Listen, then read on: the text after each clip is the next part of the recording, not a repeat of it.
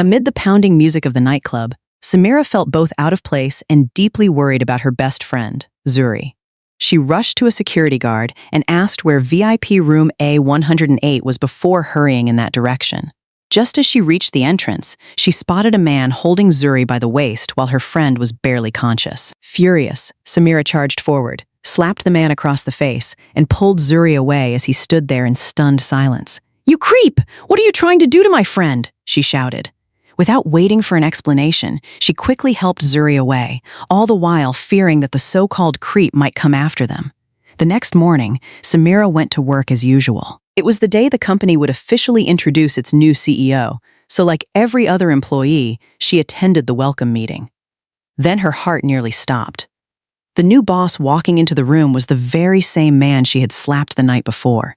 He recognized her almost immediately and gave her a knowing smile. A chill ran down her spine as one anxious thought after another flooded her mind.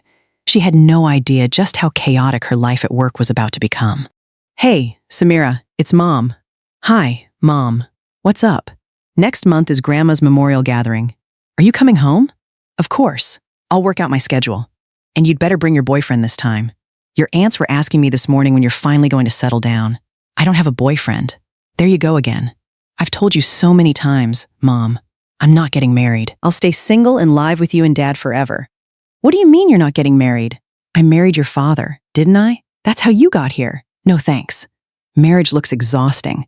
Look at Tiana from Aunt Helen's neighborhood. She just divorced her husband after years of abuse. And what about Michelle next door? Every few days she packs up the kids and runs back to her parents because her in-laws make her miserable. I'd rather earn my own money and enjoy my freedom." "Quit being stubborn. I mean it. If you show up next month without a boyfriend, don't even bother coming home. Then maybe I won't." "My goodness, I should have grown a pumpkin instead of raising you. At least it wouldn't argue with me." "I'm busy, Mom. I'm hanging up." "And don't forget the boyfriend." Samira ended the call before her mother could say another word and let out a long sigh. At 29, she was tall, striking, and one of the lead fashion designers at Veloura Fashion, one of Atlanta's premier clothing brands. She had the career many people dreamed about and the looks to match. Yet as 30 crept closer, she still hadn't had a serious relationship. She had no interest in changing that. Staying single suited her just fine. She had graduated at the top of her class in fashion design from SCAD. Her original plan had been to return to her hometown of Macon and open her own design studio, but endless pressure from relatives about getting married convinced her to stay in Atlanta instead, where Veloura recruited her immediately after graduation. Samira and Zuri had met in college. They came from the same hometown and decided to share a small apartment after moving to Atlanta. Even though Samira knew Zuri could be carefree and messy, she never held it against her and treated her like family. It was Sunday, so Samira had the day off from Veloura Fashion. Zuri had gone out to celebrate a friend's birthday, leaving Samira alone in the apartment. After dinner and a relaxing shower, she stretched out on her bed and scrolled through her phone until an unfamiliar number flashed across the screen. She hesitated before answering. "Hello? Is this Samira? Are you friends with Zuri?" "Yes, I am." "What happened? Could you come pick her up at Midnight Lounge? She's had too much to drink." Without another question, Samira grabbed her jacket and hurried out the door. When Samira arrived at Midnight Lounge, the security guards exchanged curious glances at her modest outfit but still stepped aside and let her in. The moment she crossed the entrance, music and laughter crashed over her from every direction, making her frown. The place was packed with young men and women dressed for a wild night out, a world that felt completely foreign to her. Following the directions she had been given, she made her way toward the private VIP section and headed for room A108. As Samira stepped into the hallway, her eyes landed on a tall man, easily 6 feet, dressed in black slacks and a fitted black dress shirt. One arm was wrapped around a young woman whose head rested against his shoulder. She narrowed her eyes. The woman looked strangely familiar. Wait, was that Zuri? Without thinking twice, Samira rushed forward, shoved the man away, and slapped him across the face with all her strength. "You creep! What do you think you're doing to my friend?" The unexpected blow caught Omari completely off guard. He stumbled backward until his shoulder hit the wall. Looking confused, he opened his mouth to explain, but Samira didn't give him the chance. She unleashed a furious scolding, grabbed Zuri by the arm, and hurried away before anyone could stop her. Once she was safely outside the club, her pulse refused to settle. She glanced behind her, relieved that the stranger hadn't followed. That night, Zuri was so drunk that she had no idea what was happening around her, leaving Samira awake until 2 in the morning to take care of her. As for Omari, he stood there in silence for a while after they left before shaking his head with an amused smile. The next morning, Samira overslept. She rushed into the lobby of Veloura Fashion with her purse in one hand and a stack of documents in the other, calling toward the closing elevator doors. "Hold it! Wait for me!" By the time she reached them, the elevator had already gone up. Through the narrow gap before the doors shut, she caught a glimpse of a familiar-looking man but couldn't make out his face. Muttering to herself on the way upstairs, she grumbled, "If I ever run into that jerk again, he's done for." The design department was buzzing with casual conversation when she tossed her bag onto her desk and turned to Rochelle. "You still haven't had breakfast?" Rochelle glanced at the convenience store sandwich in her hand and laughed. "My little boy kept me up all night. I barely got everyone out the door this morning, so this will have to do." Samira shook her head. "See? Marriage is exhausting. Staying single is a much better deal." Rochelle smiled knowingly. "It's busy, sure, but if I had the chance to choose again, I'd still marry my husband. Watching our kids grow up and sharing life with someone you love makes it worth it." Before Samira could reply, the clicking of high heels echoed through the office. The CEO's assistant entered with a tall, sharply dressed man following behind her. She clapped her hands to gather everyone's attention. "Everyone, I'd like you to meet our new CEO, Omari, who has recently returned from overseas and will be leading Veloura Fashion." Applause filled the room. Samira, meanwhile, quietly hid behind her coworkers, her mind racing. "That's him. The guy from the club. I slapped the new CEO. Am I about to lose my job and end up moving back to Macon?" Trying to stay out of sight, she ducked lower while Omari's eyes swept across the room. The assistant gestured toward the staff. "This is our design department, the heart of the company." Omari nodded calmly. "I'm Omari. I look forward to working with all of you." He turned to leave, then paused at the doorway. Samira's breath caught. Had he spotted her? Without looking back, he said, "Have the department manager send me the roster for the design team along with the recent project reports." Later, seated in his office, Omari flipped through the files until one profile made him stop. He smiled to himself when he read the name. Samira, 29 years old, deputy head of design, top graduate from SCAD. What a small world. For the rest of the morning, Samira kept sneezing. Rochelle glanced over with concern. "Are you coming down with something?" Samira rubbed her nose and laughed it off. "Maybe someone's talking about me." A little later, Rochelle walked over with a folder in her hands. "Can you take these reports up to the CEO's office?" Samira looked up in surprise. "Shouldn't you be the one delivering them? I'm tied up at the moment. Besides, his assistant said he specifically asked for you." Rochelle narrowed her eyes with a teasing smile. "Do you two know each other? I heard he's still single." Samira cut her off before she could finish. "Know him? No way. I mean, the CEO? Of course not." Once Rochelle returned to work, Samira slumped over her desk. Maybe he recognized me after all. Is this his chance to get even? Clutching the reports, she paced outside Omari's office, lifting her hand to knock and lowering it again. For one reckless second, she even considered resigning on the spot. Before she could make up her mind, a calm voice came from inside. "Come in." She hurried inside, placed the documents on his desk, and immediately turned toward the door, hoping to escape before he said a word. "You're leaving without giving the report?" Omari called after her. Dressed in a crisp black suit, he looked up from his work with the faintest hint of amusement in his eyes. Samira forced out an awkward smile. "You can read everything there, sir." "I still have plenty to do, so I'll be going now." "Did I say you could leave?" He rose from his chair and walked toward her. With every step he took, she instinctively backed away until her shoulders met the closed door behind her. Omari rested one hand against it, blocking the easiest path out. Samira squeezed her eyes shut and tried to slip to the side. Oh no, is he going to get revenge? Or is this creep finally showing his true colors? His low voice broke through her frantic thoughts. "Running away? Do you really think you can avoid me that easily?" She pushed against his chest and blurted out, "What are you trying to do? What did I ever do to you? Need me to remind you about last night?" She shoved him harder to create some space. "Listen, if you fire me, I'll tell everyone exactly what kind of man you are." Omari stared at her in disbelief. "What kind of man?" "A creep! I saw you with my friend at the club. Don't pretend otherwise." Before he could explain what had actually happened, Samira yanked the office door open and stormed out, leaving him standing there speechless. A second later, he let out a quiet laugh. She certainly had a personality no one could ignore. Over the next several weeks, life at the office settled into a steady routine again. Samira poured all of her energy into designing the company's upcoming summer collection while Omari occasionally called her to his office. At first, she worried he might be planning some kind of payback, but every meeting focused on reports, sketches, and future projects. Once in a while, he would even ask her to bring him a cup of coffee. She wasn't thrilled about it, yet she always did. When summer arrived, Veloura Fashion unveiled its newest collection, Sea Breeze. The launch was an instant success.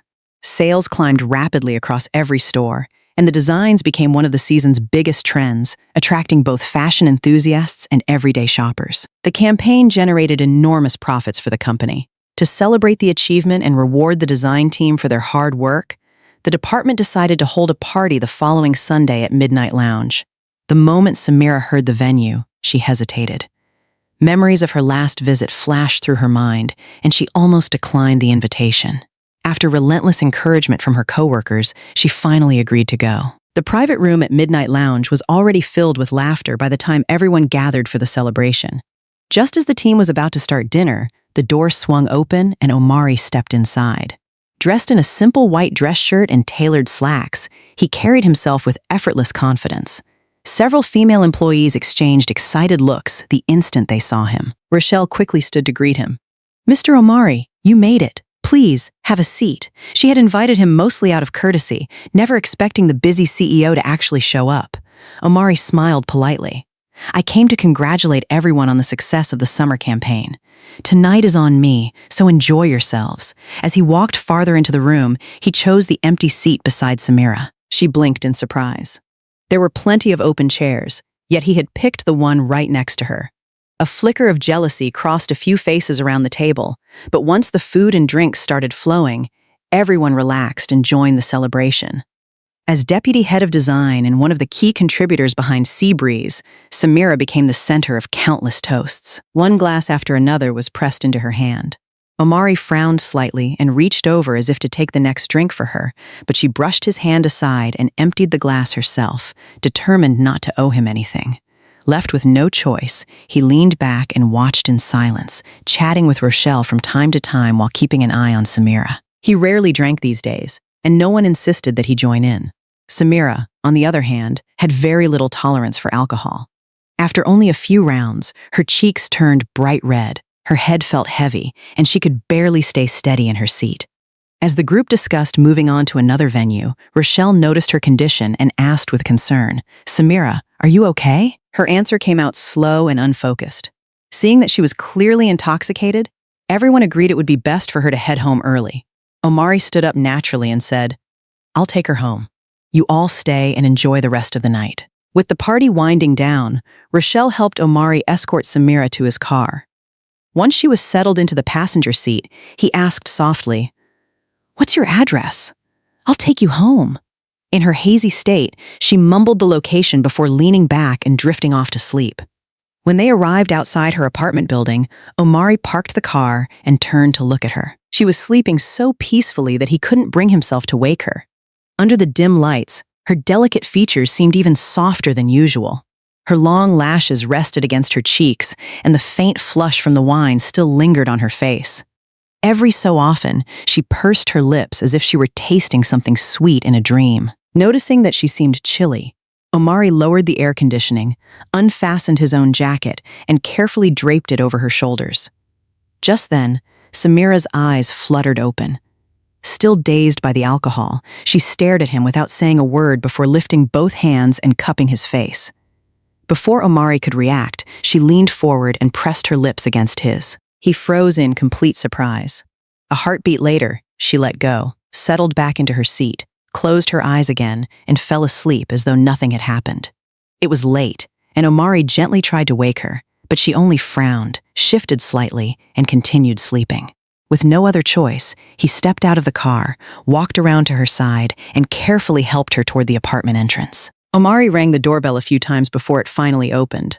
Zuri stepped outside, and the moment she saw him, surprise spread across her face. Omari? When did you get back? Why didn't you tell me? Her eyes quickly shifted to Samira, who was leaning against him in a drunken haze. You know Samira? Why are you bringing her home? Dressed in a silky nightgown with a light robe loosely draped over her shoulders, Zuri subtly adjusted the fabric as she looked at him, hoping to catch his attention. Omari didn't even notice. Ever since they were young, Zuri had been close to his younger sister and often found excuses to stay around him, something he had never appreciated. Samira works for my company, he replied evenly. We were at the team celebration, and she drank too much. I was headed this way, so I brought her home. Please take care of her. He carefully transferred Samira into Zuri's arms and turned to leave. Wait, Zuri called after him, reaching out to stop him. It's been years since we've seen each other. Why not come inside for a while? Omari's expression remained distant. Not tonight. I still have work to do. Realizing she couldn't persuade him, Zuri slowly let go and watched him disappear into the night. After helping Samira back to her room and settling her onto the bed, she stood there quietly, unable to shake the thoughts circling in her mind. Are those two seeing each other?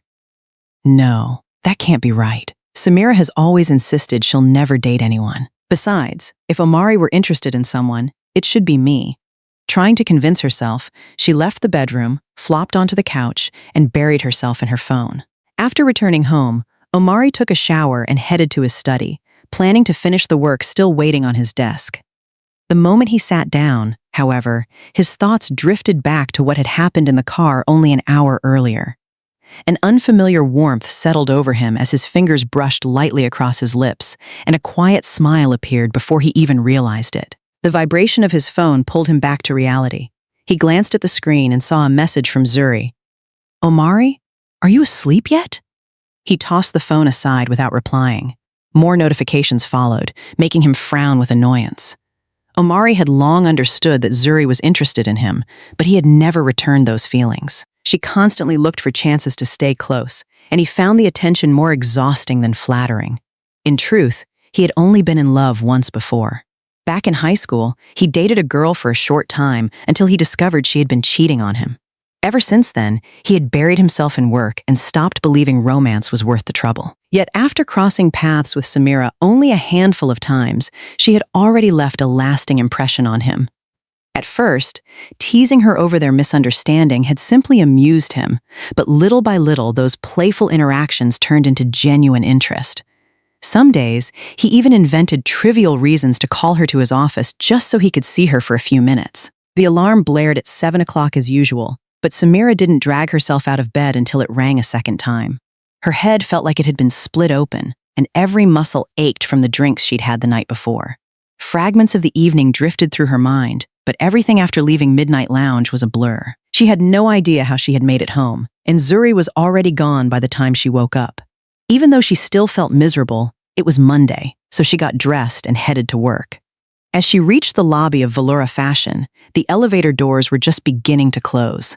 She hurried forward and slipped inside, only to discover that the only other passenger was Omari. A polite smile crossed her face before her eyes landed on the small cut on his lip. In an instant, scattered memories came flooding back. She remembered grabbing his face and kissing him in her drunken state. Heat rushed to her cheeks. Omari noticed her expression and returned her smile.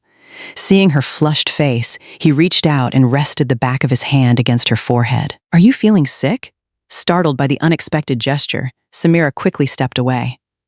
I'm fine. You don't have to keep putting your hands on me. Satisfied that she didn't have a fever, Omari chuckled and leaned a little closer. So you take advantage of me and then pretend nothing happened?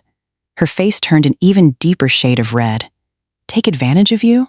What are you talking about? Don't tell me you're going to claim you forgot everything. He lifted a hand as though he were about to tilt her chin toward him, but before he could, the elevator doors slid open. Samira shoved him aside and rushed out as fast as she could. Watching her disappear down the hallway, Omari couldn't hide his smile. The encounter stayed on Samira's mind for the rest of the morning. She couldn't focus on her work at all. The memory kept replaying until she lightly knocked herself on the forehead in frustration. What was I thinking? He probably believes I'm in love with him now. Because she accomplished so little during the day, she ended up staying late to finish everything before going home. By the time Samira finally finished her work, it was nearly 7 in the evening. The office had emptied out hours ago, leaving only a few dim lights glowing across the design department. She gathered her sketches and documents, picked up her bag, and headed for the elevator. Just as the doors were about to open, someone caught her wrist from behind. She gasped and spun around, only to find Omari smiling at her. "It's just me. Why are you so jumpy?" Letting out a breath, she patted her chest. "Mr. Omari, you nearly scared me to death. I could say the same thing. Why are you still here?" "I had work to finish." He looked at her for a moment before asking, "Have you eaten yet? Let me take you to dinner." "I'm not hungry," she replied without hesitation. The words had barely left her mouth when her stomach growled loudly, betraying her. Embarrassed, she turned away and stared at the wall while Omari tried not to laugh. When the elevator arrived, he gently guided her toward the parking garage. "What would you like to eat? I can just go home and cook something." "Your car will still be here tomorrow. No one's stealing it overnight." Before she could object again, he opened the passenger door and ushered her inside. As they drove through Atlanta, Samira couldn't quite understand why she had agreed to have dinner with him. A strange warmth lingered in her chest, one she had never experienced before. Omari took her to one of his favorite restaurants and ordered a generous spread of dishes because he still had no idea what she liked. Looking at the crowded table, she asked, "Are we waiting for someone else?" "No, just the two of us." "Then why order so much? We can't possibly finish all this." He simply smiled, peeled a shrimp, and placed it onto her plate. After dinner, Samira insisted on taking a rideshare home, but Omari frowned, slipped an arm lightly around her waist, and steered her back to the passenger seat of his car. "This isn't the first time I've driven you home." She shot him a suspicious look. "Or are you planning to take advantage of me?" He laughed.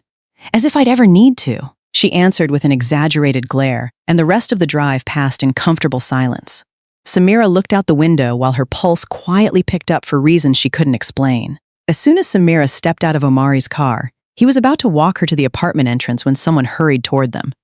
Zuri had gone downstairs for a late-night snack and lit up the moment she saw him. "Omari, were you here to see me?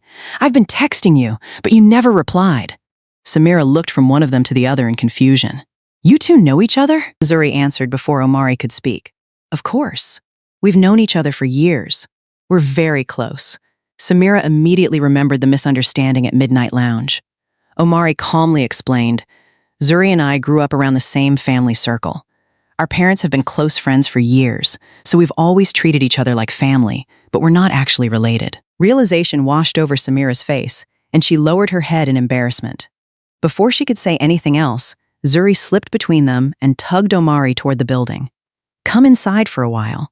Samira instinctively wanted to stop them, but the two had already walked ahead. Inside the apartment, Omari sat on the couch while Zuri stayed close beside him. After only a short visit, he stood to leave. The moment the front door closed behind him, Zuri turned to Samira with an unusually serious expression. "Are you and Omari dating?" Samira forced a laugh. "What are you talking about? You know I've never wanted a relationship. Then why do you seem so comfortable around him? My car's been giving me trouble." "He was only giving me a ride home because it was on his way." The explanation eased Zuri's worries. Her mood brightened instantly as she grabbed Samira's shoulders with excitement. "Then let me tell you a secret." "What secret?" "I like Omari." Samira's smile disappeared. Something tightened inside her chest, though she tried not to show it. "But I thought you and Omari were basically family?" "Our families have just been close for years. We grew up together, but we're not related by blood." Zuri's eyes sparkled with confidence. "I'm going to make him fall for me. A man as perfect as Omari deserves someone just as perfect." From that day on, after learning how Zuri felt, Samira deliberately began keeping her distance from Omari. She didn't want their friendship to fall apart because of him. After learning about Zuri's feelings, Samira did everything she could to avoid Omari. Whenever he asked for a report, she found an excuse to have Rochelle deliver it instead. Eventually, Omari lost patience and called her directly, insisting that she come to his office. Knowing she couldn't dodge him forever, Samira reluctantly knocked on his door and stepped inside. The moment he saw her, he set aside his paperwork and looked at her with clear frustration. You've been avoiding me. Avoiding you? Why would I do that? Then why do you disappear every time I ask for you? I'm busy. That's why Rochelle has been bringing the reports. Omari didn't bother arguing.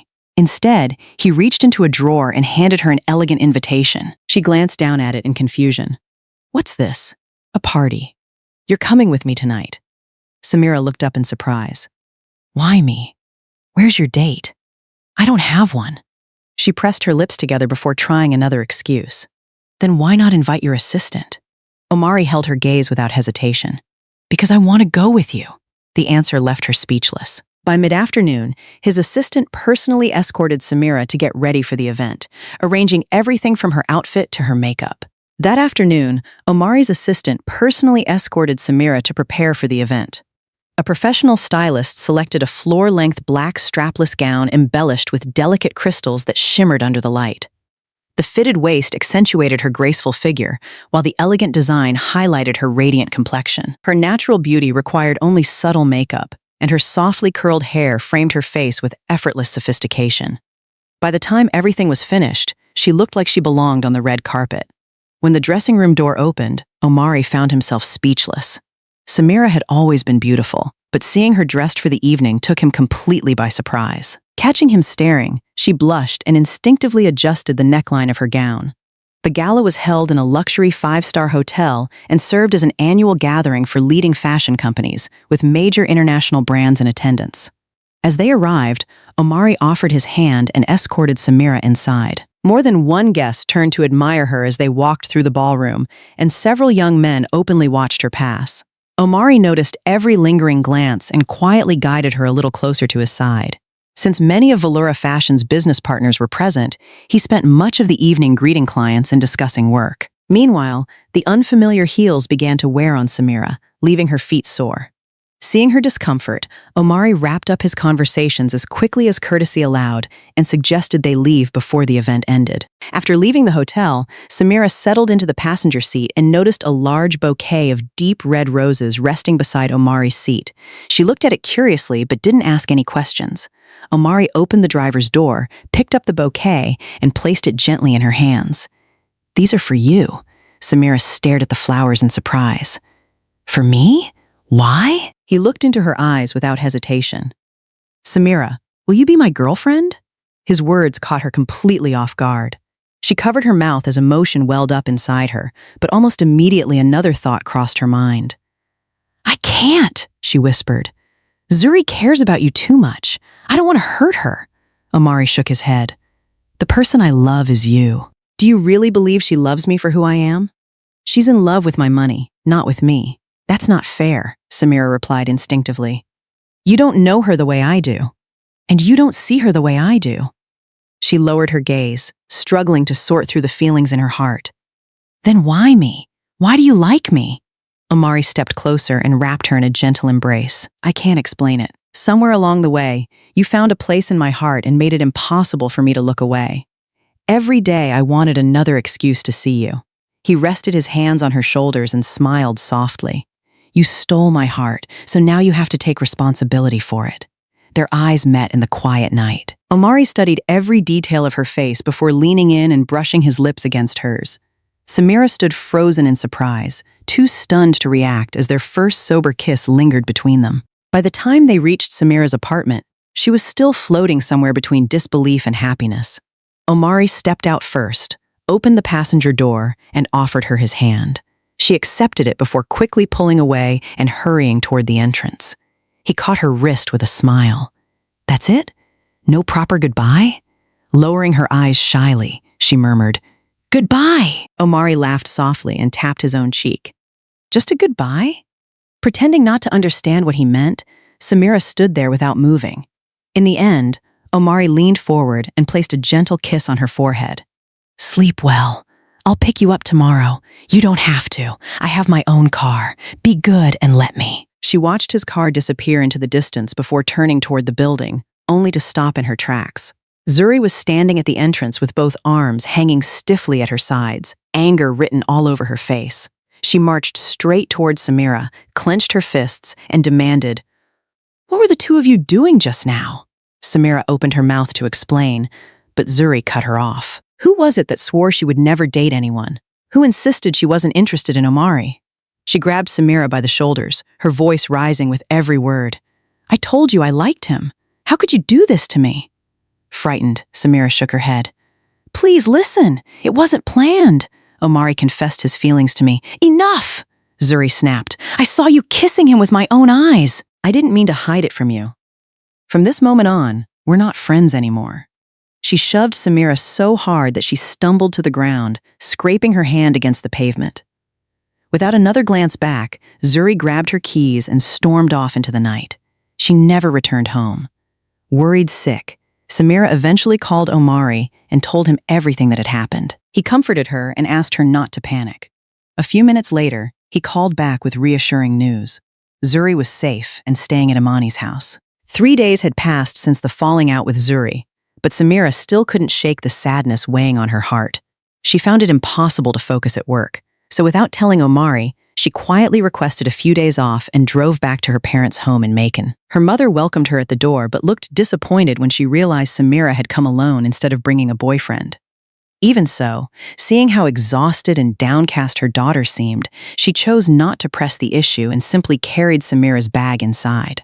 Away from the noise of Atlanta, the peaceful countryside and fresh air gradually eased her mind. After spending 2 days at home, the ache in her heart had faded, but another feeling began to take its place. She missed Omari. No matter how busy he was, he always found time to call before bed, wishing her good night and asking when she planned to return. Each time, Samira brushed the question aside with a vague answer, leaving him increasingly anxious. One bright morning, with blue skies overhead and birds singing in the trees, she decided she had spent enough time hiding in her room. She reached out to a few old high school friends and invited them to meet up. Since everyone was busy with careers and family, opportunities like this had become rare. Their conversations quickly drifted to the familiar question of when she was finally going to get married. Although she had only recently started dating Omari and had never seriously considered marriage before, she suddenly realized they were both at an age where settling down made sense. The thought felt strangely pleasant, filling her with a quiet excitement she had never expected. It was nearly noon when Samira pulled into her parents' driveway and noticed a familiar luxury car parked outside. Curious, she stepped into the house and immediately heard cheerful conversation coming from the living room. It took her a second to recognize the vehicle. It belonged to Omari, who changed cars so often that she could barely keep track anymore. The moment she walked in, she saw him sitting across from her parents in a tailored black suit and crisp white shirt, with gift bags and neatly wrapped presents stacked beside him. He rose to greet her, but her mother quickly stopped him. Leave her alone, my future son-in-law. She's been home for days and never once mentioned having a boyfriend. Samira stared in disbelief. Mom, we only recently started dating. I haven't even agreed to marry him. You haven't agreed? Omari echoed with mock disappointment. That's not what I meant, she hurried to explain as she took the seat beside him. Her mother waved a hand dismissively. Your father and I have already talked it over with him. Next month, his family is coming to discuss the wedding. The sooner, the better. Mom, Samira protested. Don't mom me. You're almost 30. How much longer do you expect us to wait? Seeing no chance of winning the argument, she could only sigh while Omari tried to hide a smile. Bringing him home had completely erased her parents' worries about her lifelong devotion to staying single. They adored him from the moment they met. By that very afternoon, the entire neighborhood seemed to know Samira had introduced her boyfriend to the family. Her mother proudly told anyone willing to listen about the wonderful young man who might soon become her son-in-law, sounding even prouder than she had when Samira graduated at the top of her class. Watching it all unfold, Samira couldn't help thinking that maybe she wasn't the favorite child after all. Knowing Samira still felt guilty about what had happened with Zuri, Omari suggested that she move into his house. He didn't want her staying under the same roof with someone who might hurt her again. So when she returned to Atlanta from Macon, she made up her mind to move out. The moment Zuri saw her, resentment exploded. She hurled insults without holding back, slashed through Samira's clothes, tossed her belongings out of the apartment, and even took the savings the two of them had been putting aside together for household expenses. Samira had once treated Zuri like family. Even though Zuri had always been spoiled and disliked chores, Samira never complained. She willingly cleaned the apartment, looked after everything, and overlooked her friends' flaws. At first, She still blamed herself for hurting Zuri's feelings, but watching her destroy belongings and steal their shared money slowly erased that guilt. Instead, she felt grateful that she had followed her heart instead of walking away from Omari. The happier Samira and Omari became, the more bitter Zuri grew. Her jealousy burned hotter each day until it consumed every reasonable thought.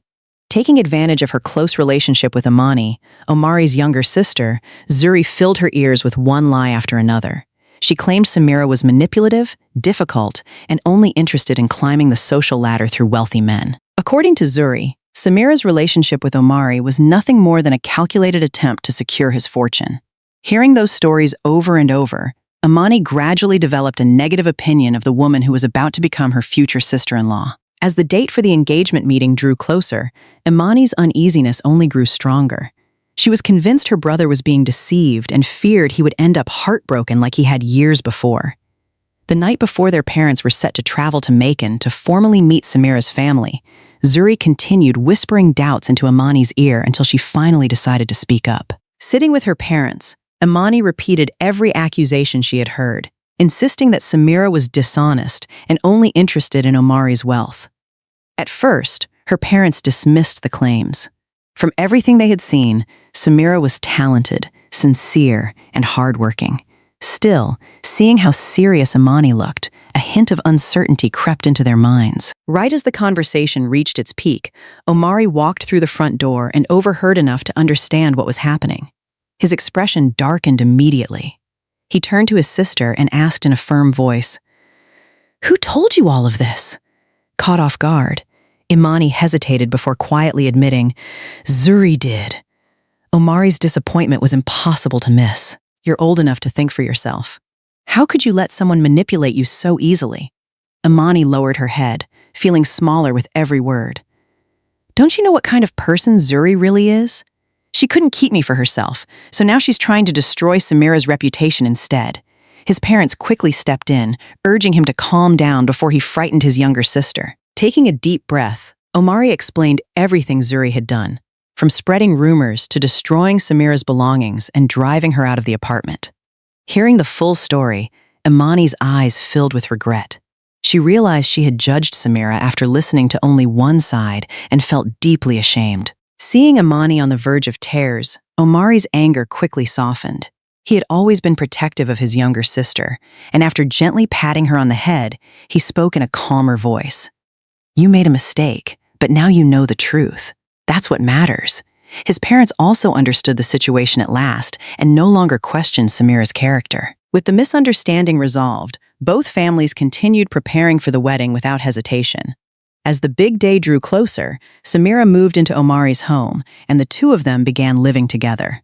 Each passing day was filled with laughter, quiet moments, and excitement as they counted down to the future they had chosen to build side by side, convinced that nothing could stand in the way of their happiness anymore.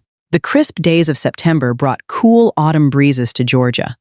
Golden and crimson leaves drifted from the trees, painting the streets with quiet beauty and a hint of melancholy.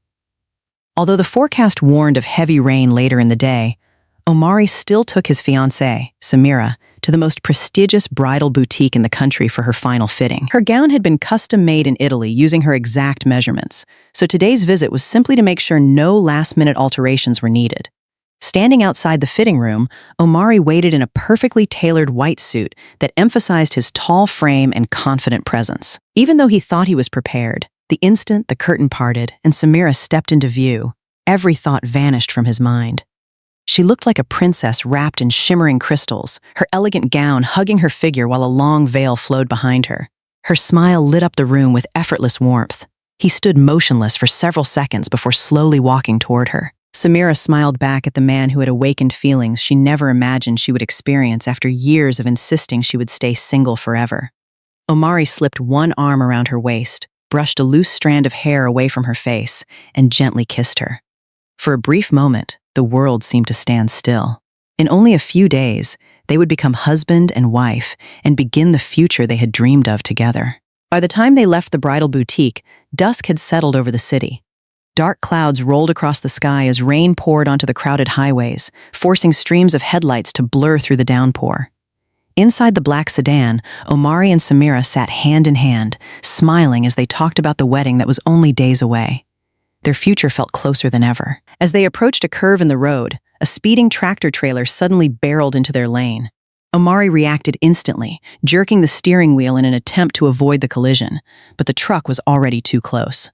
The impact slammed into the side of their car, sending it spinning out of control before it crashed violently into a tree. Samira squeezed her eyes shut in terror. Just before her consciousness faded, she felt herself pulled into Omari's embrace and sensed something warm running down onto her. Then everything went dark. The devastating accident was quickly discovered by passing drivers. Ambulance sirens and police vehicles rushed to the scene as heavy rain continued to fall, the relentless storm casting a mournful shadow over the shattered car and the fate of the couple inside. 2 months after the accident, the smell of disinfectant still lingered throughout the hospital room. Samira sat quietly beside Omari's bed, her face noticeably thinner and her eyes clouded with exhaustion. Ever since the crash, he had remained unconscious. Although his vital signs had stabilized long ago, the severe head injury had kept him from waking up. The happiness they had once shared now felt impossibly distant, replaced by endless fear and uncertainty. Omari had suffered the worst of the impact while shielding her, leaving him with a devastating injury to his head. Samira escaped with only minor cuts and a fractured left arm that had nearly healed. Aside from the hours she spent working to support herself, she devoted every moment to caring for him and praying that he would open his eyes again. Day after day, her prayers seemed to go unanswered. That morning, she reluctantly left for the office because life and bills could not simply be put on hold. Omari's parents were busy as well, so a hospital aide stayed with him. Sunlight filtered softly through the window, and silence filled the room until the door slowly opened. Zuri walked inside wearing a short dress and approached the unconscious man. She gazed down at him with an unsettling mix of resentment and false affection before gently stroking his face and chest with disturbing intimacy. After satisfying herself, she placed a small object against his forehead, clasped his hand, and smiled sweetly. Moments later, Omari's fingers twitched, and his eyelids began to flutter. The moment the hospital aide called with the news, Samira abandoned everything at work and raced to the hospital. By the time she arrived, Omari's family had already gathered outside his room, all of them overwhelmed with excitement. But what greeted them inside was something no one expected. Omari was awake, and sitting beside his bed was Zuri. The tenderness that once belonged only to Samira now seemed directed at another woman. Samira stood frozen, unable to believe what she was seeing. She looked at the man she had loved with all her heart, the man she had planned to spend her life with, only to find unfamiliar eyes staring back at her. For an instant, she wondered if she was trapped in a nightmare. She pinched her arm hard enough to hurt, but the pain in her chest was far worse. Slowly, she walked toward him. Omari looked up, and a faint ache stirred somewhere deep inside him as their eyes met, yet he regarded her like a complete stranger. Standing beside him, Zuri shot Samira a smug glance and looked ready to send her away, though the presence of Omari's parents kept her from going too far. After a full examination, the doctors explained that the severe head trauma had caused partial memory loss. Strangely, the only missing piece of his past was Samira. Even the medical team couldn't explain why she alone had vanished from his memory. A few days later, Omari was discharged from the hospital and returned home, but his attitude towards Samira had changed completely. Even after his parents and Imani repeatedly explained that she was his fiancée, he couldn't remember her or understand why she was part of his life. Instead, her presence made him uncomfortable, and he kept an emotional distance whenever she came near. The house where they had once planned a future together suddenly felt cold and unfamiliar. Omari wanted Samira to move out, but his parents insisted she stay, believing that being close to familiar people might help his memory recover. Reluctantly, he gave in, though he refused to share a bedroom with her and moved into another room. Samira continued caring for him every day, despite his indifference, preparing meals, checking on his health, and quietly looking after him whenever she could. The more she tried, the more distant he seemed. Meanwhile, Zuri began visiting the house almost daily, constantly hovering around Omari and acting as though she belonged at his side. She even hinted that she should move in to take care of him herself, but his parents immediately rejected the idea and made it clear that she would not be living there. Forced to accept their decision, Zuri hid her frustration behind a pleasant smile while continuing to insert herself into Omari's daily life whenever possible. As time passed, Omari granted nearly every request Zuri made.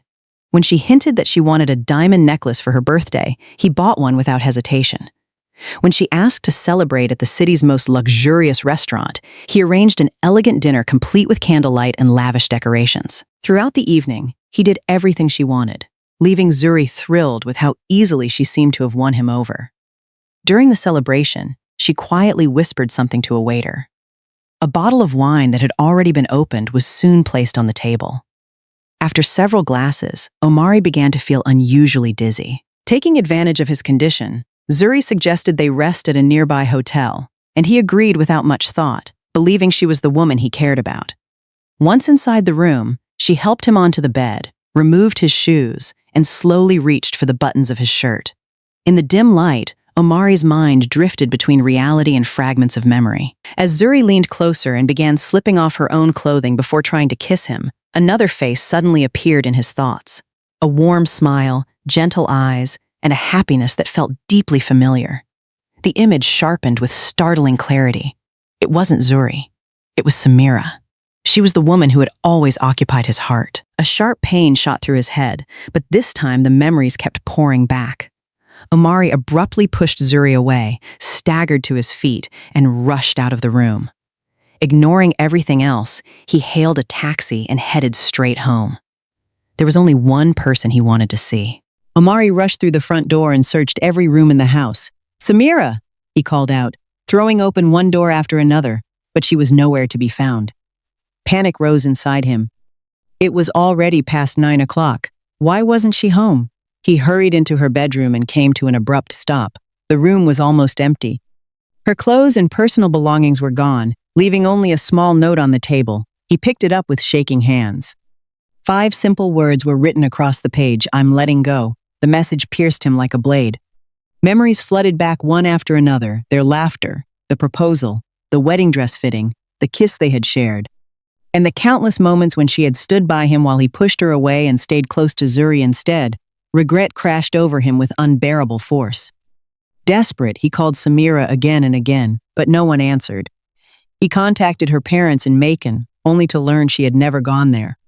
He reached out to her friends and coworkers, but none of them had seen her. For the first time in years, Omari felt completely helpless. "Samira, where are you?" At that very moment, Samira was lying unconscious in a hospital. After leaving the house with her suitcase, she had become dizzy and collapsed on the sidewalk, where kind strangers found her and rushed her in for treatment. Her phone kept ringing until a nurse finally answered. "Are you a member of her family?" Hearing those words, Omari ignored the traffic and drove to the hospital as quickly as he could.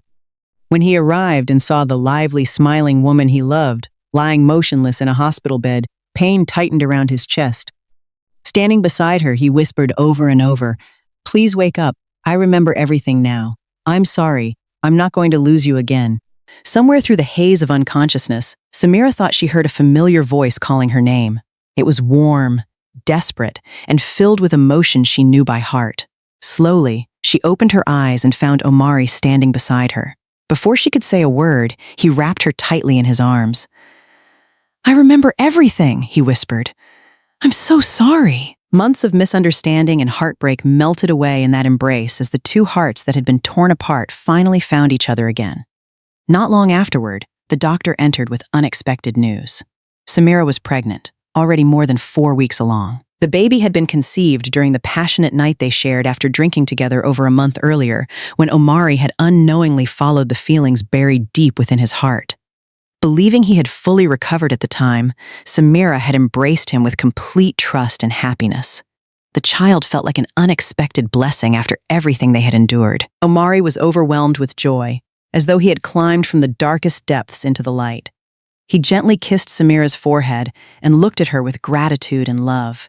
She smiled back, choosing to forgive the pain his lost memories had caused. When both families learned that Omari's memory had returned and that Samira was expecting a baby, they wasted no time urging the couple to get married as soon as possible.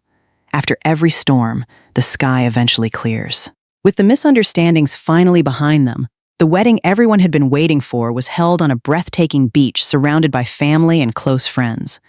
Beneath the warm coastal sky, Omari and Samira exchanged sparkling rings and heartfelt vows, promising to spend the rest of their lives together. The once unlikely couple who had started with misunderstandings and constant bickering officially became husband and wife, beginning a new chapter filled with hope and the anticipation of welcoming their child into the world. Meanwhile, the investigation into the truck crash uncovered the truth. The driver confessed that he had acted under Zuri's instructions. Faced with overwhelming evidence and witness testimony, she could no longer deny her involvement. In front of Samira, Zuri also admitted that she had deliberately manipulated Omari into forgetting his fiancé, using deception to drive them apart and seize the place she believed should have been hers. In the end, justice caught up with her. The court sentenced Zuri to 12 years in prison for her crimes, bringing her schemes to an irreversible end. As for Omari and Samira, they walked away from every hardship stronger than before, grateful that love had survived the darkest chapter of their lives. Samira always believed that staying single and living independently was the ideal way to live. But in the end, she fell in love and had to say goodbye to her long-held philosophy of remaining single. Meeting Omari changed her perspective. For the first time, she experienced what it felt like to be loved, protected, and cared for instead of facing life on her own. In many ways, Omari was the male counterpart of Samira. He, too, had stopped believing in love after his first relationship ended in heartbreak during his younger years. It was Samira who helped him realize that love still existed and that there were people worth fighting for. The two of them shared the same outlook and were naturally drawn to each other. No matter what hardships stood in their way, they stayed together. And in doing so, they changed each other's beliefs and regained faith in love, despite growing up surrounded by unhappy marriages and stories of domestic violence. Sadly, the same could not be said for Zuri. She was not necessarily an evil person, but her selfishness and possessiveness gradually clouded her judgment. Her obsession with making Omari belong only to her drove her to harm not only the man she loved, but also her closest friend. Her 12-year prison sentence was not merely time behind bars. It was also a sentence of conscience, forcing her to confront the fact that she had thrown away both her future and her dearest friendship. It shows how possessiveness can transform a person's very nature into something frightening.